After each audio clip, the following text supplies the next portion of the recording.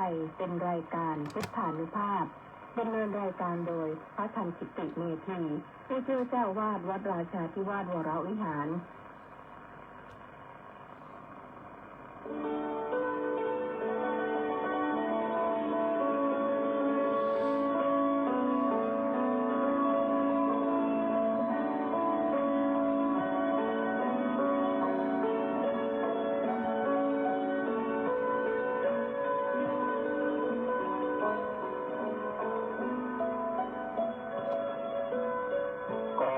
เชิญชวน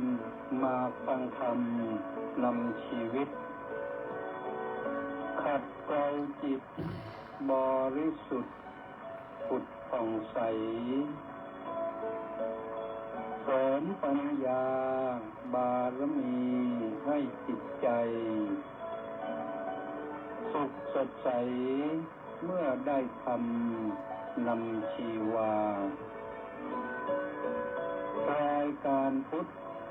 ธานุภาพจัดสรรให้คำบรรยายจากคำพีมีคุณค่าไม่ต้องค้นไม่ต้องอ่านให้เมื่อยตาได้เวลาพร้อมเชิญเปิดรับฟังฟังธรรมจบแล้วสงบจิตสักครู่สำรวจดูจิตของตนก่อนทุกครั้งจิตว่างแล้วจักหลับได้ทรงพลังสุขสมหวังส่วนทุกท่านนิรันดร์เทอญ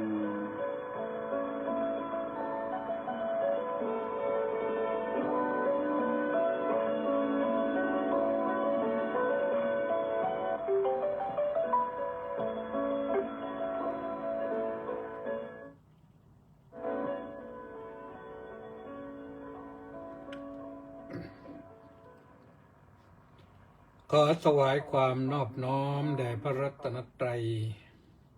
ขอคารวะพระเถรานุเถระขอเจริญสุขเจริญพรสวัสดีมายังท่านสาธุชนทุกท่าน วันอังคารที่ 24 มิถุนายนพระพุทธศักราช 2568 แรม 14 ค่ำเดือน 7มาพบกับรายการพุทธานุภาพโดยพระธรรมกิติเมธีผู้ช่วยเจ้าอาวาสวัดราชาธิวาสวิหารและเจ้าคณะภาค 17-18 ธรรมยุทธรายการนี้ก็มีให้ฟังกันทางสถานีวิทยุกองพลที่ 1รักษาพระองค์วิทยุเสียงธรรมจากชาวพุทธวัดอาทัยนเรศนครปฐมวิทยุพระพุทธศาสนาและสังคมวัดศรีทวีนครศรีธรรมราชวัดนอสามชุกจังหวัดสุพรรณบุรีและวัดหนองกายจังหวัดเชียงใหม่พร้อมด้วย Facebook Live คือถ่ายทอดสดไปที่กิตติเมธีว่าไปทุกจังหวัดทุกประเทศทั่วโลกเปิดชมเปิดฟังก็รู้กันได้มีสิทธิ์ที่จะเปิดรับฟังกันได้ก็มาว่ากันวันนี้ไม่มีโยมอุปถัมภ์บำรุงรายการพุทธานุภาพแต่มีเฉลิมและ FC อีก707ท่านออนไลน์เข้ามาติดตามชมอยู่เปิดเฟซเข้ามาดูก็มาแล้วก็อนุโมทนาสาธุนะ วันนี้จะมาเล่าเรื่องราวให้ฟัง แก่ท่านสาธุชนทั้งหลายก็ว่าด้วยเรื่องการบรรพชาอุปสมบทหรือการบวชแต่ว่าก่อนจะเข้าไปตรงนั้นก็วันนี้ก็เป็นวันโกนแล้วนะวันโกนข้างแรมวันจะสิ้นเดือนพรุ่งนี้ก็เป็นวันสุดท้ายของเดือน7ตามจันทรคติไม่ใช่สุริยคตินะตามจันทรคตินั้นพูดถึงข้างขึ้นข้างแรมและวันแรมสุดท้ายก็คือเป็นวันหมดเดือนวันนี้วันใกล้สิ้นเดือนคือวันแรม14 ค่ำพรุ่งนี้ก็เป็นวันแรม15 ค่ำคือวันสิ้นเดือน ก็วัดทุกวัดก็มีปกติบำเพ็ญกุศลชักชวนญาติโยมทำวัดสวดมนต์กันอย่างที่วัดราชาธิวาสวิหารนี่ก็มีสัญญาณนัดหมายกันวันทุกวันพระนี่ภาคเช้าก็9 โมงไปทำวัดเช้ากันที่ศาลาการประเรียนทำวัดเช้าเสร็จก็มีการแสดงพระธรรมเทศนาแต่ก่อนแสดงพระธรรมเทศนาก็มีรับศีลอุโบสถกันรับศีลอุโบสถเสร็จพระคุณเจ้าผู้เป็นศีลาจารย์คืออาจารย์ผู้ให้ศีลก็จะทำหน้าที่เป็นพระธรรมกถึกธรรมกถึกก็ธรรมกถิกาจารย์คือผู้เทศนะโอ้นี่ท่านเจ้าคุณไปไกลแล้วไปถึงไหนแล้วไม่รู้เนี่ยเจ้าคุณเทพสิริวชิระเวทีไมตรีไกรแก้วนะก็เข้ามารายการเลยตัวนี้อยู่บนเครื่องบินหรือว่าถึงแล้วก็ไม่รู้น่าจะถึงเนเธอร์แลนด์แล้วนะกราบถวายความเคารพพระเดชพระคุณถึงเนเธอร์แลนด์แล้วครับก็เดินทางโดยสวัสดิภาพแล้วนะก็เที่ยวชมไปชมเกนฮอฟมันเป็นสวนทิวลิปมีทุกสีก็พวกคงพาไปชมแหละหรือว่าชมแล้วไม่รู้ปรุงวันนี้นะเคยไปชมอยู่ก็ไปเนเธอร์แลนด์ก็ไปชมสวนทิวลิปลานตาแล้วไปชมชื่ออะไรแล้วที่กองทัพฝรั่งเศสไปรบกันที่นั่นนะจำชื่อไม่ได้แล้วต้องทบทวนก็คงพาไปแหละนะไปชมกันก็อนุโมทนาสาธุเลยครับไม่รู้ว่ากลับเมื่อไหร่เที่ยวให้อิ่มกายสบายใจก็แล้วกันนะครับได้กลับมาสู้งานกันต่อส่วนงานพระธรรมทูตท่านก็มาแล้ว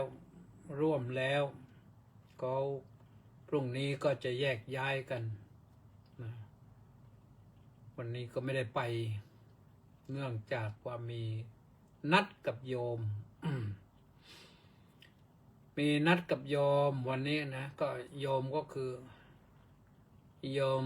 มาดามนพพรก็อาซอนพพรโยมก็ถวายเทียนพรรษาจำนวน20 เล่มนะ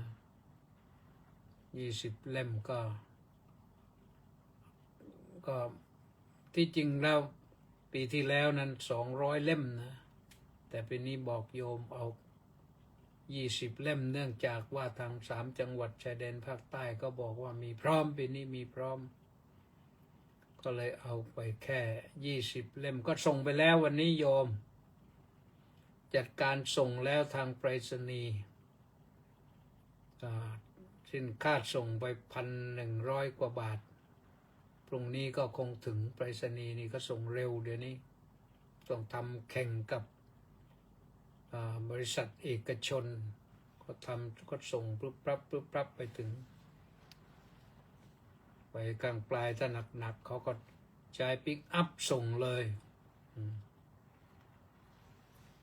ก็เป็นอันว่าอนุโมทนาสาธุโยมนะพร้อมด้วยพาสามีมาด้วยพาลูกชายมาด้วยลูกชายปีเตอร์ซึ่งบวชเมื่อ2 ปีที่แล้วนี่2 ปีแล้วแหละหรือว่า3 ปีแล้วไม่รู้น่าจะ3 ปีแล้วนะก็มากันพร้อมหน้าเพราะว่าเอา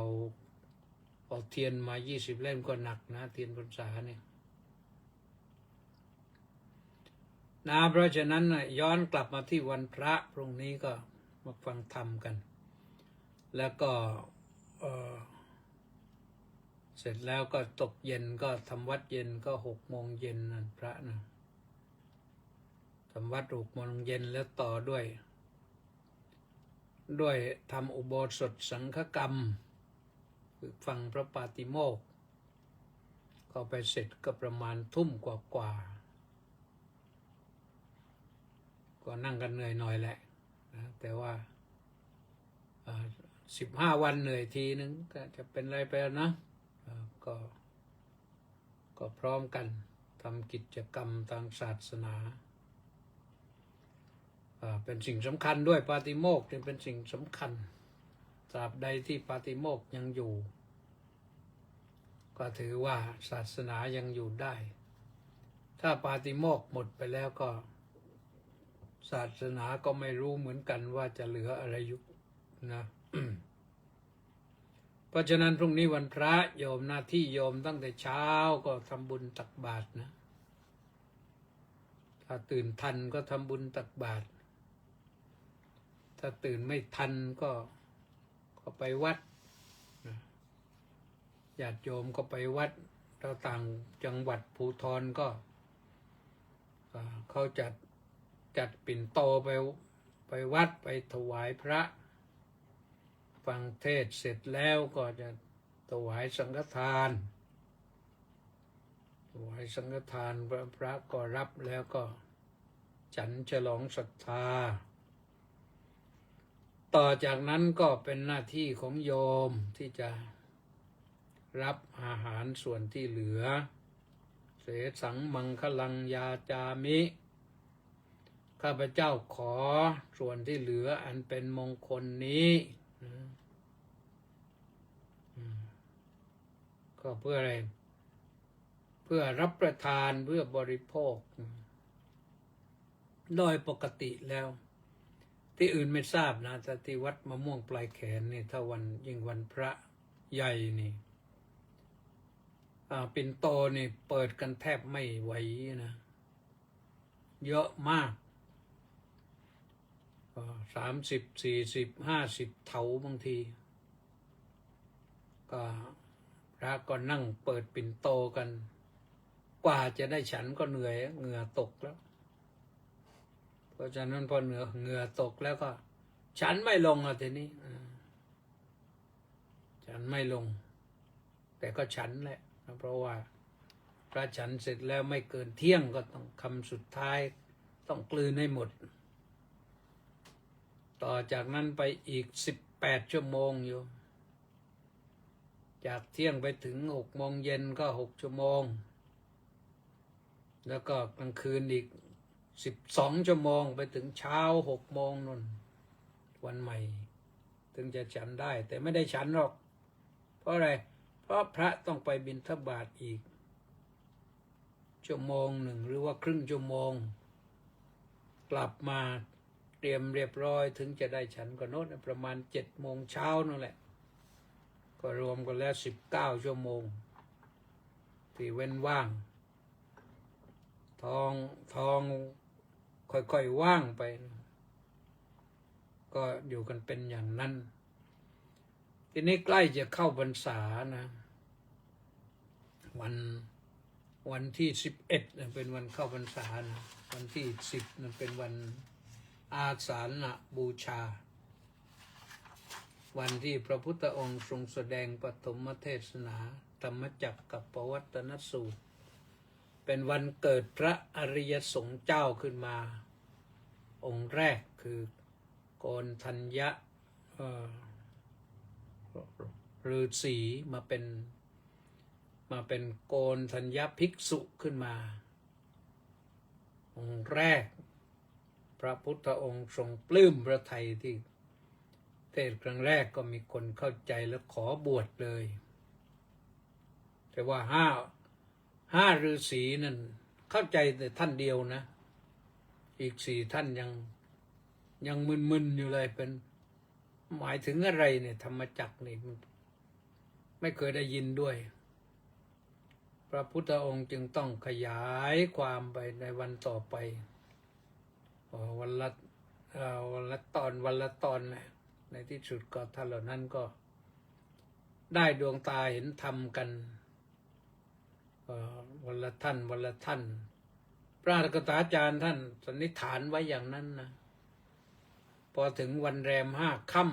ำเดือน8นะไม่ใช่วัน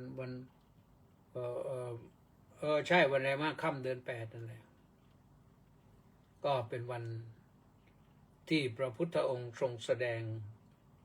อนัตตลักขณสูตรพอแสดงอนัตตลักขณสูตรจบว่าอนัตตลักขณสูตรก็ปรากฏจบก็ปรากฏว่าทั้ง5 ท่านนั้นได้บรรลุพระอรหัตผลเป็นพระอรหันต์กันครบถ้วนพระพุทธองค์ก็ตรัสว่าเธอจงเป็นภิกษุมาเถิดธรรมเรากล่าวดีแล้วจงประพฤติพรหมจรรย์เถิดแค่นี้ส่วนตอนตรัสแก่โกณทัญญะนั่นในเบื้องต้นนะว่าอย่างเพื่อทำที่สุดทุกข์โดยชอบเถิดพอมาวันนี้ไม่ต้องเพื่อทำที่สุดทุกข์โดยชอบเถิดเพราะว่าท่านได้ทำที่สุดทุกข์กันหมดแล้วคือความทุกข์มันหมดไปสิ้นไปจบไปขาดสะบั้นลงไม่ต่อแล้วก็เลยสบายนั่นก็คือเหตุการณ์ในการครั้งนั้นทำให้พระองค์ก็ได้พระอรหันตขีนาศพสาวก5 องค์รวมทั้งพระองค์ก็เป็น6นะนั่นคือเรื่องของวันอาสาฬหบูชาจากวันขึ้น15 ค่ำเดือน8นะแต่วันที่พระบรรลุอรหันต์เนี่ยอันนั้นเลยวันขึ้น15 ค่ำไปแล้วแรม5 ค่ำเดือน8นะเอาละย้อนกลับมาถึงเรื่องการบรรพชาอุปสมบทหรือการบวชโยมมาทำความเข้าใจกันหน่อยที่จริงก็ทุกท่านทุกคนก็คิดว่าเข้าใจกันแล้วนะแต่ว่าการบรรพชาหรือการบรรพชาอุปสมบทหรือการบวชนี่ถ้าเราศึกษามันก็มีขั้นตอนอยู่อย่างพระสัมมาสัมพุทธเจ้านี่ออกบวชเนี่ยต้องออกบวชเอาเองนะไม่มีใครเป็นอุปชาหรอกนะเสด็จออกผนวดเองเราใช้ศัพท์ถวายพระเกียรติว่าเสด็จออกมหาพิเนศกรมเสด็จออกมหาพิเนศกรมคือเสด็จออกผนวดนั่นแหละนั่นเป็นสำหรับพระองค์ไม่ต้องมีอุปชาไม่ต้องมีพระกรรมวาจาจารย์ไม่ต้องมีพระหัตถบาทพระอันดับนะที่ก็เรียกบางทีก็เรียกว่าพระอันดับบางทีก็เรียกว่าพระหัตถบาท ไม่ต้องมี เพราะพระองค์เสด็จออกผนวดไม่รู้ว่าอนาคตเป็นอย่างไร รู้แต่ว่าเราต้องค้นหาความทุกข์ให้เจอ แล้วก็ดับความทุกข์ให้ได้ ก็ไปบำเพ็ญเพียรไศึกษาอาจารย์โน้นอาจารย์นี้ระยะเวลาผ่านไปไม่ได้อะไรในที่สุดก็ไปถึงอาราธดาบทและอุทกดาบทบำเพ็ญเพียรจะบำเพ็ญจิตภาวนาเรื่องสมาธิจนได้สมาธิขั้นสูงมาก ก็ยังไม่ตอบโจทย์ว่าแล้วความทุกข์มันคืออะไรเหตุให้เกิดความทุกข์มันคืออะไรขอลาอาจารย์อาราธดาบทแล้วก็อุทกดาบทไปปฏิบัติกันเองทั้งพระสิทธัตถะฤาษีหรือโกตมะฤาษีและปัญจวัคคีย์ทั้งห้านั่นก็เป็นฤาษีด้วยกันนะไปอยู่ที่ถ้ำ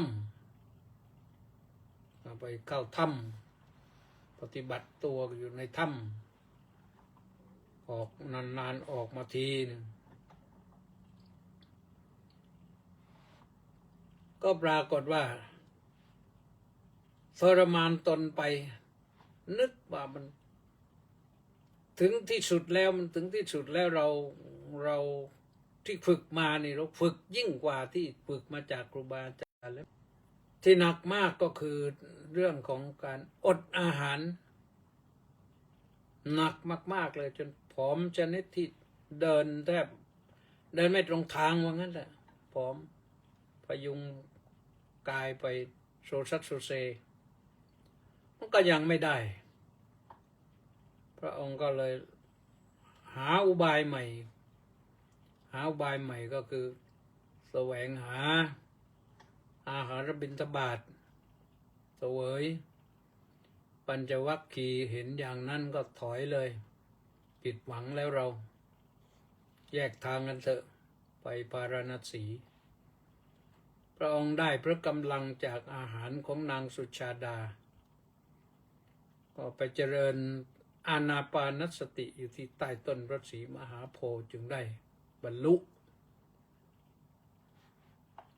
เพราะอย่างนี้จึงเรียกว่าพระพุทธองค์นั้นไม่มีอาจารย์ไหนสอนที่บรรลุในบรรลุเอาเองคิดเอาเองค้นเอาเองหาเอาเองเพียรเอาเองที่เพียรมานั่นไม่ตอบโจทย์มาถึงตรงนี้ตอบโจทย์ได้ยืนยันมั่นพระทัยว่ารู้แล้วทีนี้ก็เลยพระองค์ก็เลยเผยแผ่ธรรมเพราะเผยแผ่ธรรมนี่แหละก็ไปถึงที่ปัญจวัคคีย์นี่แหละการบวชสมัยแรกนี่ง่ายมากพระพุทธเจ้าบวชให้เองอย่างโกณฑัญญะนะมาจากการเป็นฤาษีเรียกว่าฤาษีชีไพรก็เหมือนกับพระองค์นั่นแหละพอกราบขอบวชพระองค์ก็เธอจงเป็นภิกษุมาเถิด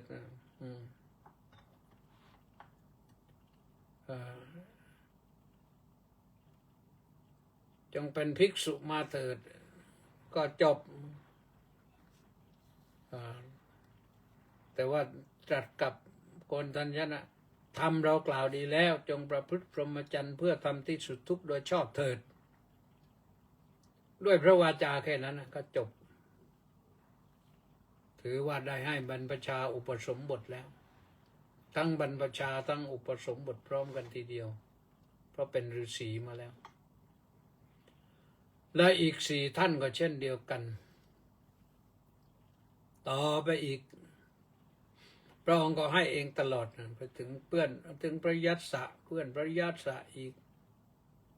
5แล้วก็เพื่อนพระยัสสะอีก เท่าไหร่อีก4054นะ54รวมกันแล้วนะคณะของท่านเป็น55รวมกับพระโกณฑัญญะก็เป็น60ปัญจวัคคีย์นะและพระพุทธองค์เองเป็น61พระพุทธองค์ไม่ต้องนับเรื่องการบวชแล้วนะเพราะว่าพระองค์ทรงบวชอุทิศชีวิตส่วนท่านข้างหลังนี้บวชเพราะศรัทธาคำสอนในพระพุทธเจ้าแม่นมั่นแล้วบรรลุธรรมแล้วบรรลุธรรมเป็นพระอรหันต์แล้วจึงขอบวชก็บวชไม่ยากพระพุทธองค์ก็ส่งพระไปประกาศพระศาสนาบอกว่าพวกเธอจงไปประกาศพรหมจรรย์แต่อย่าไปทางเดียวกัน2 องค์นะไปทางละองค์เท่านั้นพอไปได้ลูกศิษย์ลูกหาจะขอบวชท่านพระพุทธองค์ยังไม่อนุญาตให้พระอื่นบวชนะถ้าเหล่านั้นก็พาลูกศิษย์ลูกหาผู้มีศรัทธามาขอบวชกับพระพุทธเจ้านี้ทรงเห็นว่าเป็นความลำบากเดินทางเพราะทางสมัยนั้นมันลำบากก็เลยทรงอนุญาตเลยทีนี้ทรงอนุญาตให้บวชเลยเพียงแค่ให้เปล่งว่ากราบปลงก่อนผมปลงหนวดตัดเล็บเรียบร้อยนะผมผ้ากาสายะกราบเท้าพระอาจารย์เปล่งวาจาว่าพุทธังสรณังคัจฉามิธัมมังสรณังคัจฉามิสังฆังสรณังคัจฉามิแค่นี้ก็เรียกว่าเป็นบรรพชาแล้วก็ได้เป็นภิกษุแล้วได้อย่างนั้นก็ได้ไประยะหนึ่งก็บวชกันมาต่อมาพระพุทธองค์ก็ให้ท่านเหล่านั้นบวชเองบ้างพระพุทธองค์บวชให้เองบ้างให้สาวกบวชให้บ้างแต่พอมาถึงอีกระยะหนึ่งพระองค์ก็มอบให้สงฆ์เป็นผู้ทำการให้การบรรพชาอุปสมบทพอให้สงฆ์ทำก็ปรากฏว่าต้องให้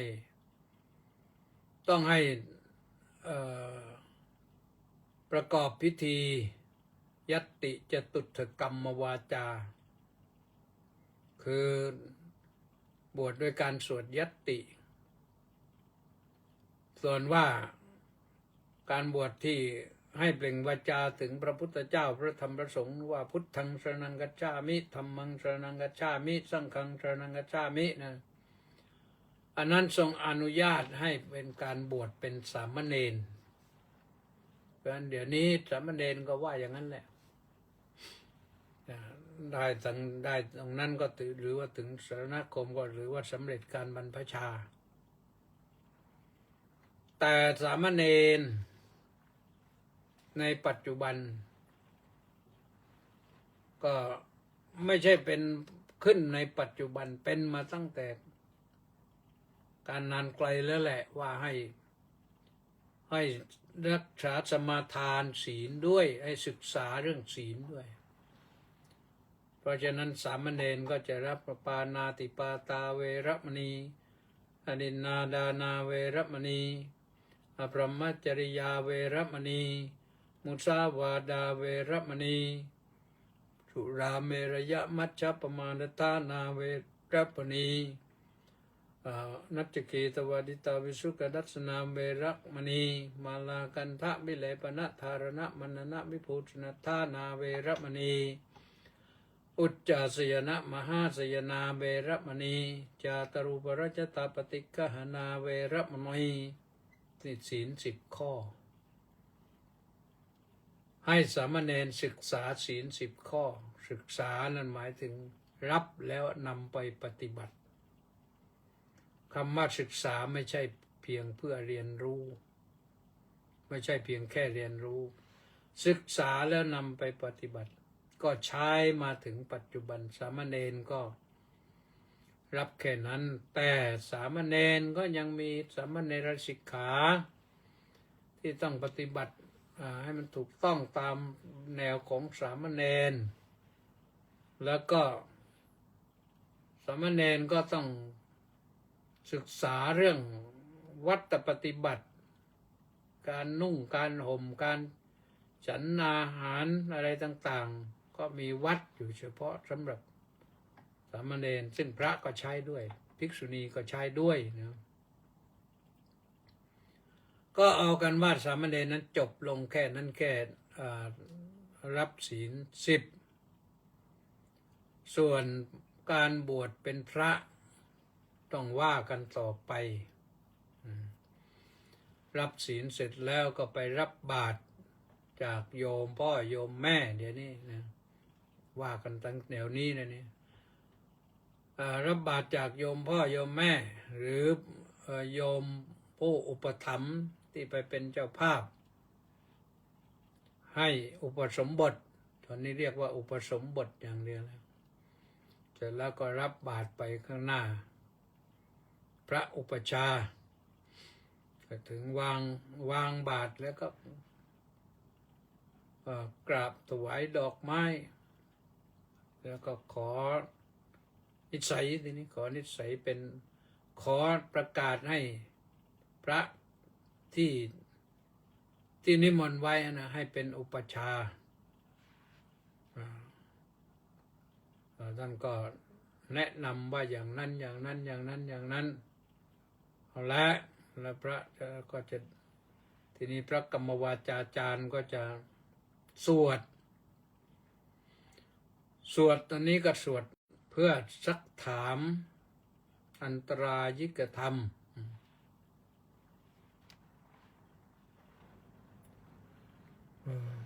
อันตรายิกธรรมก็คือธรรมที่จะทำอันตรายนะอันตรายิกะข้อที่จะทำอันตรายแก่การเป็นภิกษุการบวชนะก็มีถามไปเริ่มต้นแล้วก็ซักซ้อมกันตรวจว่าไงแล้วนะ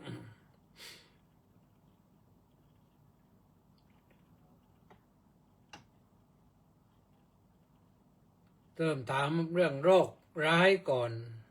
เริ่มถามเรื่องโรคร้ายว่ามีโรคนี้ไหมมีโรคนี้ไหมพระเจ้านาคก็จะตอบว่านัตถิพันเตนัตถิพันเตนะแปลว่าไม่มีขอรับไม่มีขอรับเช่นเวลาท่านถามว่าอะไรกุฏทังกันโดกิลาโซอัปมาโรอันนั้นนัตถินะพอถัดจากนั้นไปท่านจะถามว่ามนุษย์โซสิอันนี้ถามว่าเจ้าเป็นมนุษย์แน่นะก็ต้องตอบว่าอามะพันเตถ้าตอบว่านัตถิพันเตก็จบเลยบวชไม่ได้นะต้องอามะพันเตตั้งก็ซักซ้อมกันแล้วแหละปุริโซสิเป็นมนุษย์แล้วต้องเป็นบุรุษด้วยนะปุริโซสิเป็นบุรุษนะไม่ใช่เป็นเลดี้นะไม่ใช่เป็นบุรุษก็ไม่ใช่เลดี้ก็ไม่ใช่นะอันนี้เป็นคำซักถามเลยอานาโนสิไม่เป็นหนี้นะไม่เป็นหนี้ใครนะถ้าเป็นหนี้ก็บวชไม่ได้นะยกเว้นแต่ว่าเจ้าหนี้มายกหนี้ให้ก่อนเอาละผมไม่ว่าอะไรให้ยกหนี้ทั้งหลายทั้งปวงยกให้บวชเถอะขอให้ได้บวชแล้วนั่นก็ได้เลยนาซิราชพโตไม่ใช่เป็นข้าราชการที่ยังไม่ได้รับอนุมัตินะ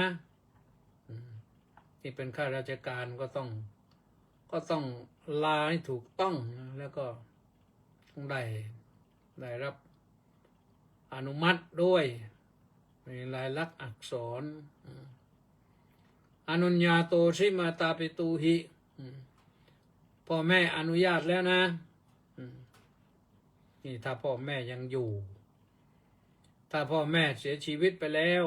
ก็ตอบได้ว่าท่านอนุญาตอยู่แล้วนะเพราะพ่อแม่ก็อยากได้บุญจากลูกบวชนะอนุญญาโตสิมาตาปิตูหิพ่อแม่อนุญาตแล้วนะปริปุณณันเตปัจจิตจีวรังเรื่องบาทเรื่องจีวรพร้อมดีนะท่านก็จะถ้าไม่มีท่านก็บอกว่าไม่มีนัตถิพันเตถ้ามีแล้วก็อามะพันเตครบถ้วนจากถามเรื่อง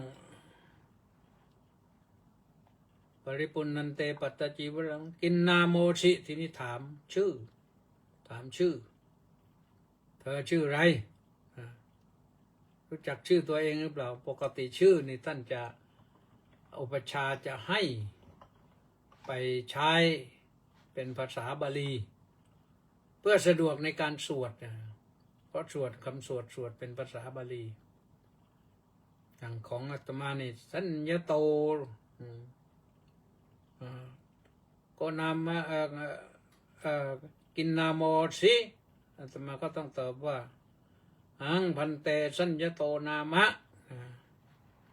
กับผมชื่อสัญ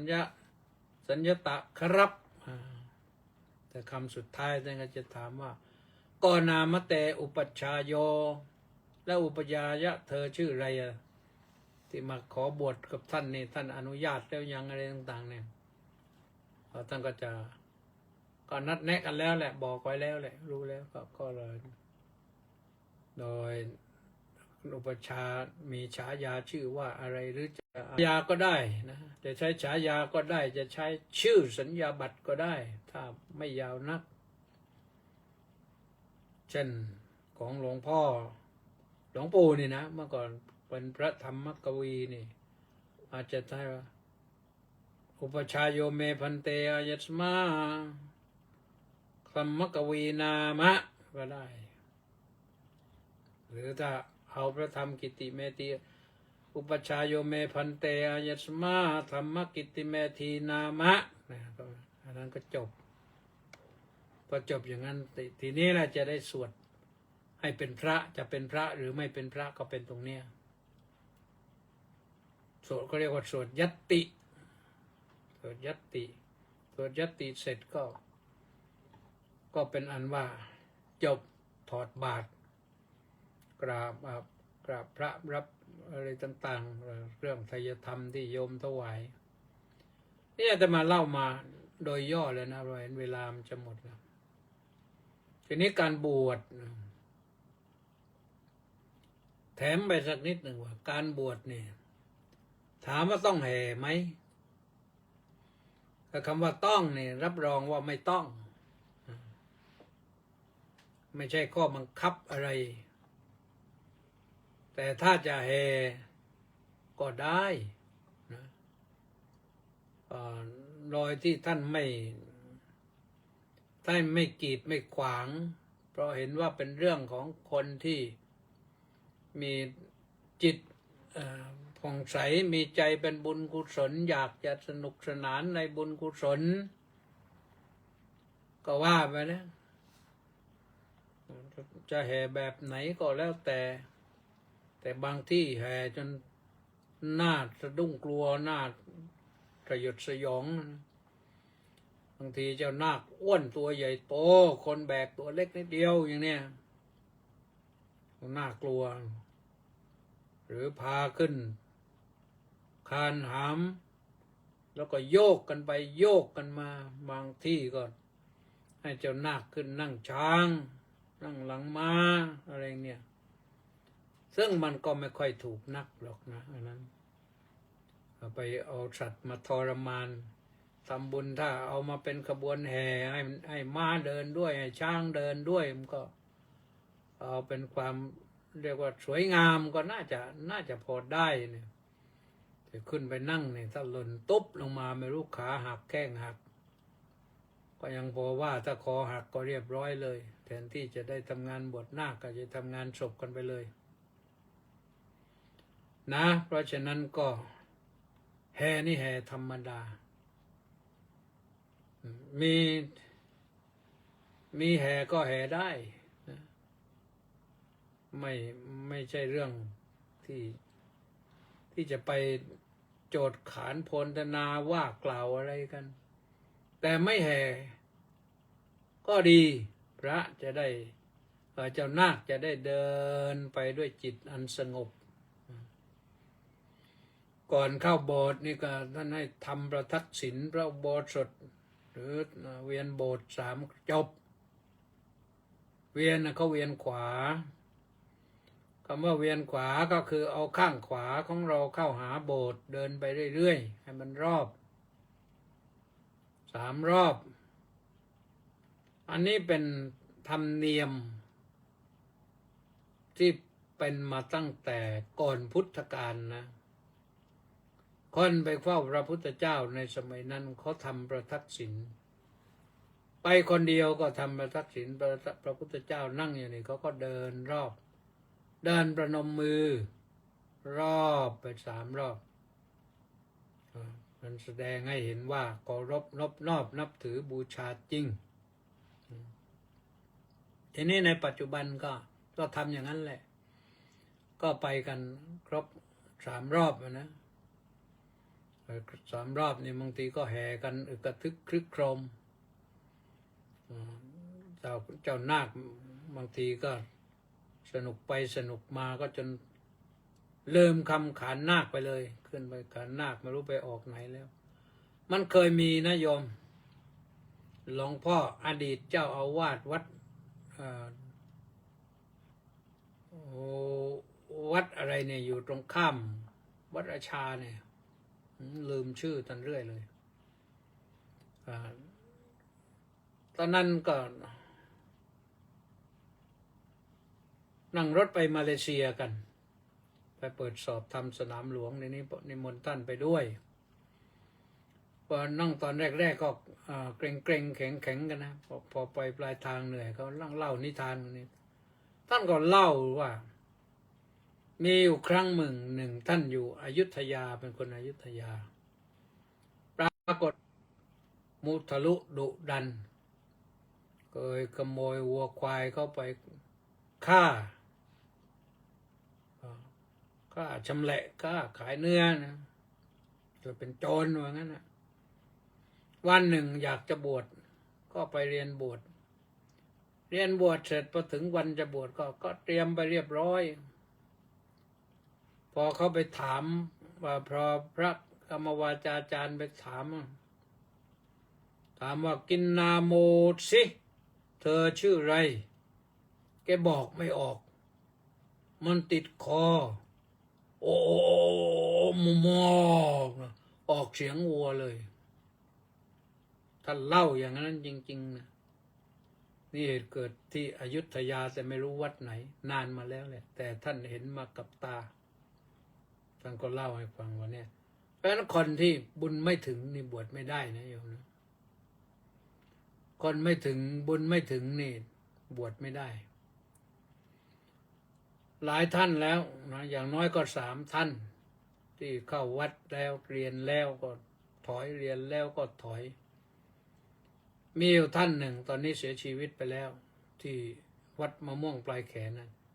ท่านศรัทธามากนี่แต่อยากจะบวชเข้าวัดเมื่อก่อนก็เข้าวัดกันเป็นเดือนนะไปท่องหนังสือกันไม่หนังสือไม่แข็งไม่ชำนาญท่องได้แล้วพอใกล้จะถึงวันบวชปรากฏว่าหลับเพ้อเลยไม่รู้ใครมาปรากฏกายไม่ให้บวชห้ามบวชไม่ให้บวช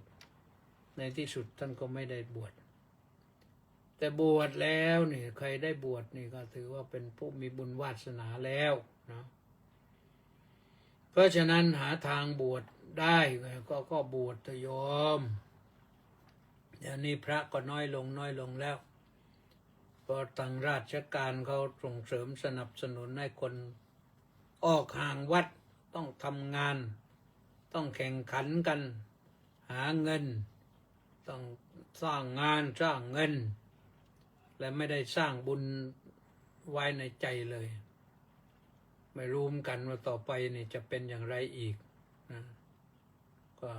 ก็เรื่องไม่ได้บวชก็ทำบุญกันแล้วกันนะทำบุญไปอาตมาเคยพูดในรายการนี้บอกว่าสมัยก่อนเนี่ยผีหลอกมาก เพราะว่าคนมันไม่ได้ทำบุญกันห่างไกลพระ ห่างไกลวัดห่างไกลศาสนาเกิดมาชาติหนึ่งตายลงก็ไม่ได้ทำบุญเลย เพราะฉะนั้นไปไหนไม่ถูกเป็นผีหลอกคนอยู่เรื่อยแต่เดี๋ยวนี้นี่วัดทั่วถึงประเทศไทยนี่40,000 กว่าวัดเนี่ยคนได้ทำบุญกัน เพราะฉะนั้น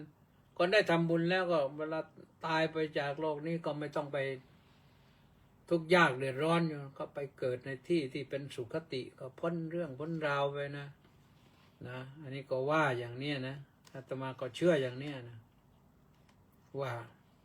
ในปัจจุบันเนี่ยยากบวชยากด้วยกฎเกณฑ์กติกานอกจากกฎเกณฑ์กติกาทั่วไปแล้วคนบวชต้องมีใบรับรองประวัติอาชญากรด้วยต้องใบรับรองแพทย์ด้วยถามว่าดีไหมมันก็ดีนะแต่มาไปให้หมอตรวจเสียก่อนไม่ติดยาไม่พกยายาเสพติดนะก็ไม่ทำให้สมภารเจ้าวัดเดือดร้อนพระสงฆ์เดือดร้อนอย่างหนึ่งก็อีกอย่างหนึ่งที่ว่าเขามารับรองประวัติอาชญากรต้องไปถามตำรวจถ้ามีใบรับรองมาถ้าไม่มีใบรับรองจากตำรวจนี่ไม่ดีคนหนีมาบวชคนหนีมาบวชก็โดนกันพระสงฆ์อื่นก็พลอยเสื่อมเสียไปชื่อเสียงไปด้วยนะคนประนามหยามเหยียดลบหลู่ดูหมิ่นไปด้วยเพราะฉะนั้นตรวจเสียก็ดีนะทำไงได้โลกมันเป็นอย่างนี้นะโลกมันเป็นอย่างนี้ก็ต้องยอมรับในสภาพอย่างนี้นะก็ขอฝากกันไว้ว่า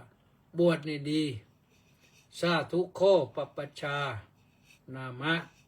ขึ้นชื่อว่าการบวชนี่ดีนักแลพี่น้องเอ๋ยหา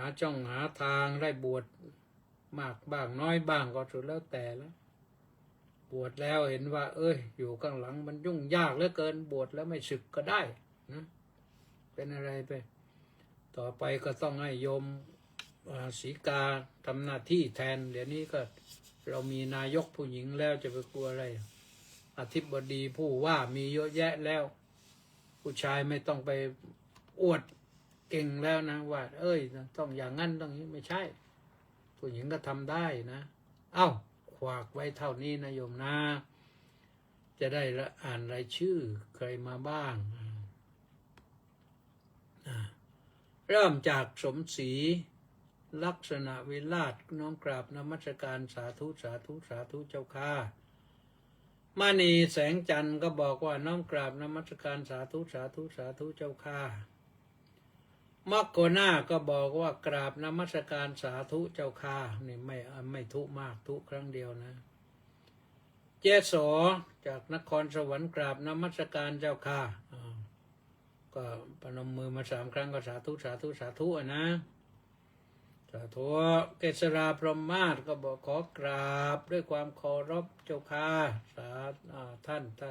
สาธุว่าที่ร้อยตรีสำราญมีปลอดสาธุมือแข็งมือกระด้างมีดอกไม้ช่อสวยงามมาแล้วก็ไมตรีไกรแก้วนะอ่านไปแล้วตะกี้กราบถวายความเคารพพระเดชพระคุณถึงเนเธอร์แลนด์เรียบร้อยแล้วครับสาธุครับเดินทางโดยสวัสดิภาพต่อไปนะแม่ชีสนใจสาธุสาธุสาธุสาธุเจ้าค่ะสาธุแปะนันทิการก็บอกว่าน้อมกราบนมัสการสาธุสาธุสาธุเจ้าค่ะ ธุพระไพโรธยาวระ น้อมกราบนมัสการครับพร้อมสาธุสาธุสาธุวัดป่าบนเนินสุโขทัยน้อมกราบนมัสการถวายความเคารพพระเดชพระคุณครับพร้อมต่อไปต้องเรียกเจ้าคุณแล้วนะตอนนี้ใกล้แล้วยังไม่เรียกประกาศในราชกิจจานุเบกษาเรียบร้อยแล้วเป็นเจ้าคุณแน่นอนเป็นเจ้าคุณแน่นอนแล้วสาธุด้วยเจ้าคณะจังหวัดด้วยกระแสเพชรหนุนน้อมกราบนมัสการท่านเจ้าคุณพระอาจารย์สาธุสุพรรณีวันดีก็บอกว่าสาธุสาธุสาธุสาธุสริตพงษ์แทสะบำรุงด็อกเตอร์ป้ายแดงสาธุครับพระอาจารย์สาธุขวัญตาโพบำรุงบอกว่านมัสการพระคุณเจ้าด้วยความเคารพยิ่งเจ้าค่ะสาธุรัตนพงษ์นันทรัตน์สาธุสาธุสาธุว่างั้นสาธุป้าจ่ายจินดาเมื่อคืนมาไม่ทันนะป้าจ่ายจินดานี่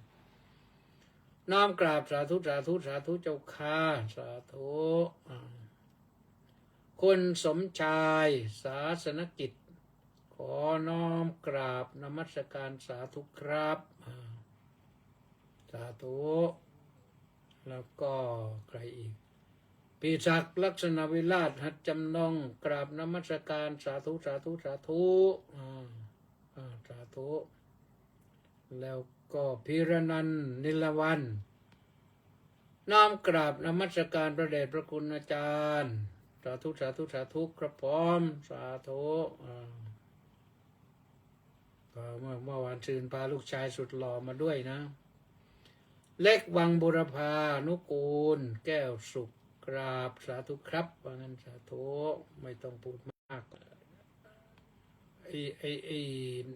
อินเทอร์เน็ตไม่รู้มันเป็นยังไงมันดุดสะดุดนะอุดอมราภิกขุสาธุจิรวัตรเพชรศรีน้อมกราบสาธุครับท่านเจ้าคุณสาธุเฉลิมชัยASน้อมกราบถวายความเคารพอย่างสูงครับสาธุพระครูสังฆกิจพิสารกนกกันตศรีโลขอถวายความเคารพครับสาธุแล้วก็กิมอินบุญแท่นกราบนมัสการเจ้าค่ะสาธุสาธุสาธุสาธุเจ้าค่ะสาธุต้าสิทธิมงคลก็บอกว่านมัสการสาธุครับสาธุบินคิม